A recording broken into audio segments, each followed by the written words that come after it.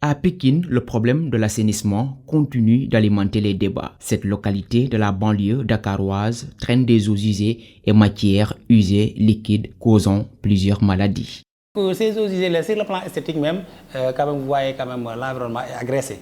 Donc il y a une pollution de l'environnement. Et encore, ces eaux usées-là, déversées sur la voie publique, partout, peuvent être source de maladies. Parce que ce sont des charges négatives qui comprennent des agents pathogènes et autres qui peuvent donner des maladies. Et quand même, souvent, il y a des maladies hydriques, donc typhoïdes, paratyphoïdes, etc. Mais aussi, il y a des maladies quand même vectorielles, comme la dengue, comme le palu.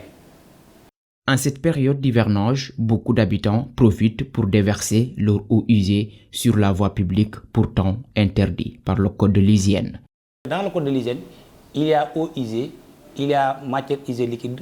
Donc les eaux usées, et quand vous allez dans l'article 1er du code pénal, la contravention, c'est une infraction où le législateur attache une peine dont l'amende est de 200 francs, sans pour autant dépasser 20 000 francs.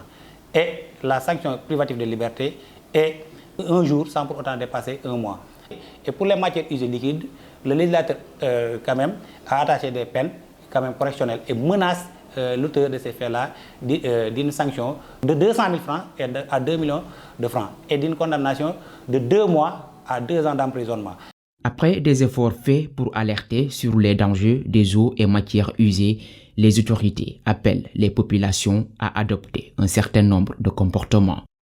Qu'ils évitent de vider leur fosse, d'attendre jusqu'à la pluie pour ouvrir leur fosse, pour essayer d'évacuer leur matière fécale. Ça, quand même, ils peuvent être déférés devant le procureur de la République pour élimination non conforme de matière usée liquide qui est un délit en matière d'hygiène.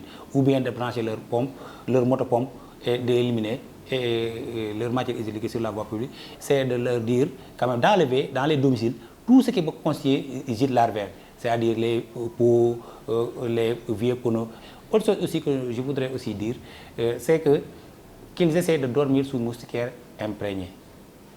Les autorités du département, notamment le chef de service d'hygiène de Pékin, demandent aux populations à plus de responsabilités en respectant les règles du code de l'hygiène, mais d'éviter de déverser ces matières usées liquides dans les rues, surtout en cette période hivernale.